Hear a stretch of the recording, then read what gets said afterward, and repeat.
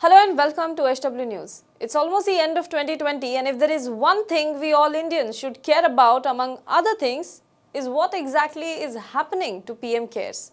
How much amount is collected in the funds, how much money has been allocated, where and for what purpose, who all have donated to it and how much, and the big question mark itself, whether it is a public entity under the Government of India or a private entity. These questions are important since the government has refused to answer it under the Right to Information Act, saying that PM CARES is not a public authority.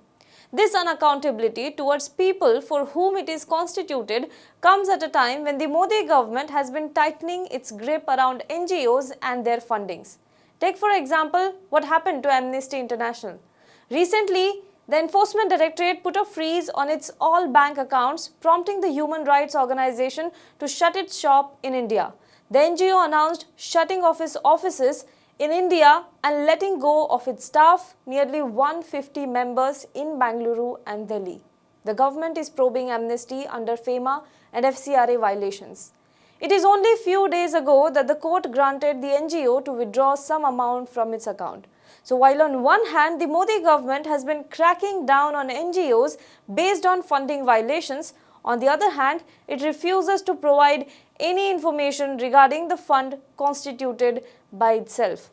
Today in this video, we will talk about PM CARES and all the confusion surrounding it in detail, and we will also try and understand why it matters to have more transparency in funds like PM CARES. So let us begin with what the government says about PM CARES. It was at the beginning of the lockdown that PM Modi had announced setting up of PM CARES. According to the PM CARES website, it is a public charitable trust. The website also mentions that it has been registered under the Registration Act 1908 at New Delhi on 27th of March 2020. Prime Minister is the ex officio chairman of the PM CARES Fund, and Minister of Defence, Minister of Home Affairs and Minister of Finance, Government of India are ex officio trustees of the fund. Now, donations to PM CARES Fund would also qualify for ATG benefits for 100% exemption under the Income Tax Act 1961. All of this information is available on the PM CARES website.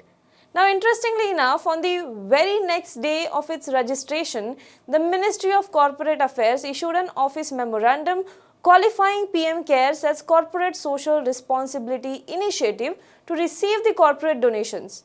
The Companies Act defines eligibility for corporate donations as contribution to the Prime Minister's National Relief Fund or any other fund set up by the central government or the state government for socio-economic development and relief, and funds for the welfare of the scheduled castes, scheduled tribes and other backward classes, minorities and women.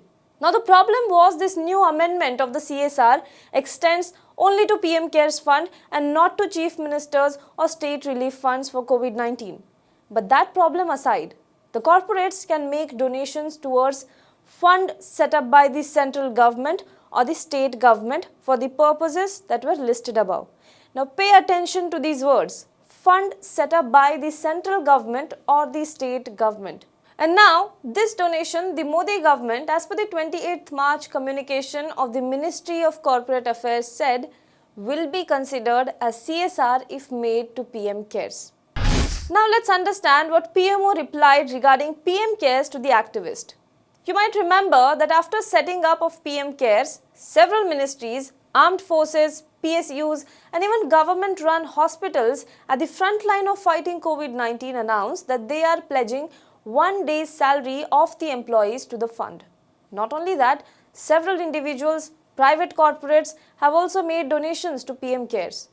Several activists alerted by the composition of the PM CARES filed RTI. Since the fund is set up under the name of the Office of the PM and he is the ex officio chairman, one such RTI was filed with PMO in the month of May. Harsha Kandukuri, a student of the Azim Premji University, Bangalore, filed an RTI on April 1 with the PMO. He had sought copies of the trust deed and all government orders, circulars and notifications related to its creation and functioning. And you know what the PMO said in a reply? It said that the fund is not a public authority under Section 2H of the Right to Information Act, and therefore it won't be able to divulge information sought in the application.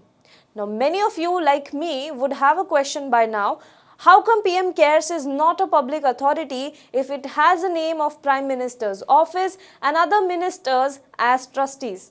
So let's understand the nuances. As per the RTI Act, a public authority means any authority, body or institution of self-government established or constituted A. by or under the Constitution, B. by any other law made by Parliament, C. by any other law made by the state legislature, and D. by notification issued or order made by the appropriate government. It also includes body owned, controlled or substantially financed non-governmental organization substantially financed directly or indirectly by funds provided by the appropriate government. Apart from that, the CAG's office also had told NDTV that it would not audit PM CARES Fund as it is a charitable organization. However, in the month of August, there was another RTI reply that shows the contradiction. The file notings accessed by RTI activist Anjali Bharadwaj showed that the Ministry of Corporate Affairs had declared that the fund was set up by the central government on the day the fund was created. File notings accessed by RTI activists show that the Ministry of Corporate Affairs had declared that the fund was indeed set up by the central government on the day it was created. So let us simplify all the information once again. On the day the fund was created, the central government ministry, that is Ministry of Corporate Affairs, declares that it is a fund set up by the central government. This would mean on the day it was created, PM CARES was indeed a public authority and it was answerable under RTI. The website says it is a public charitable trust and the PMO says in the RTI reply that it is not a public authority. Now, after getting several questions surrounding the nature of PM CARES, in the month of May, the government amended the Companies Act itself. The retrospective amendment meant that CSR activity would no longer be dependent on whether the fund was set up by the central government or not.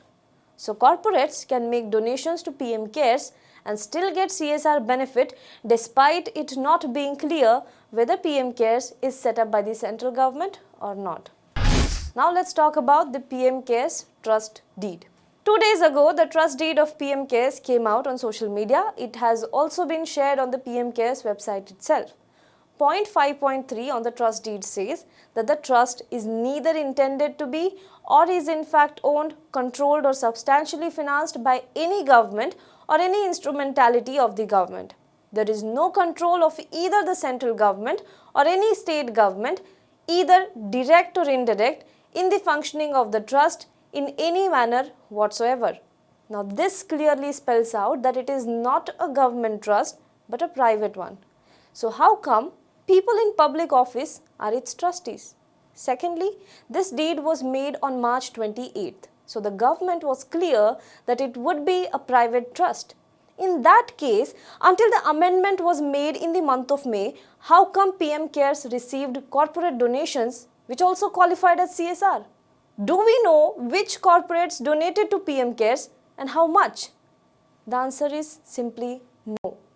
Okay, the deed further says the composition of the Board of Trustees consisting of holders of public office ex officio is merely for administrative convenience and for smooth succession to the trusteeship and is neither intended to be nor in fact result into any governmental control in the functioning of the trust in any manner whatsoever.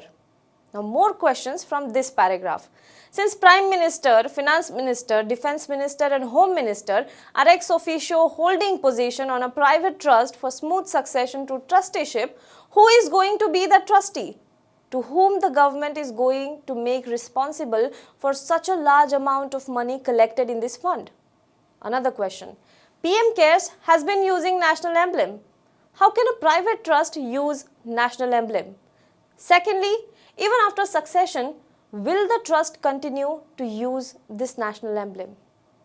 Since we are questioning who all paid to PM CARES and how much, the private deed puts a blanket on that question as well. And here is how.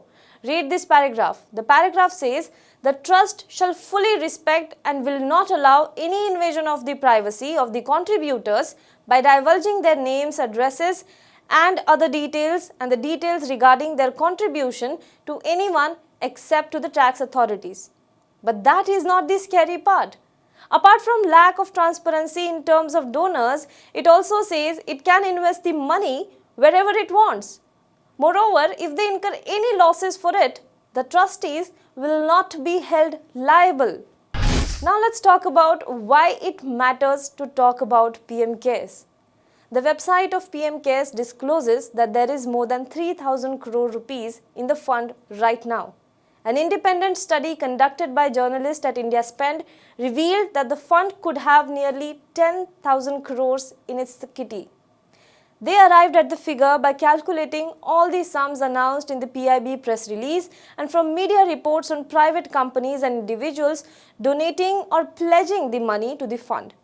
Now, according to the report, the PM CARES received at least rupees 5,369 crore of corporate social responsibility fund. That is, this much amount of money from the corporate donation.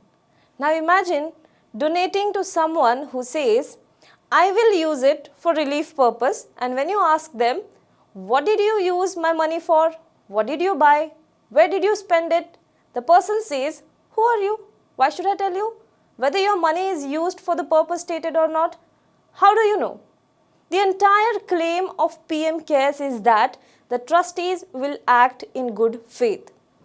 Now the problem with PM CARES is that when it comes to donating, many donated to it thinking that they are donating to the government set up fund and not to a private trust. The national emblem used creates that image, but in reality, it is in fact a private fund, not answerable to public and not liable to public. So there are clouds of obscurity on PM CARES. If you have any question or if you have any points that you have made out looking at the documents, do tell us in the comment box below. For more news and updates, you can log on to www.hwnews.in. Now be the first to know about the latest updates on our new news app. Go on your Android or iOS, search for HW News Network. Download our app, choose the language you prefer to get updates in, and be up to date with the latest news. If you like this video, please share it and we would love to hear your comments in the comments section down here. Also, please do like our Facebook page and follow us on Twitter to get minute-to-minute news updates. For more such shows and videos, well, subscribe to our YouTube channel.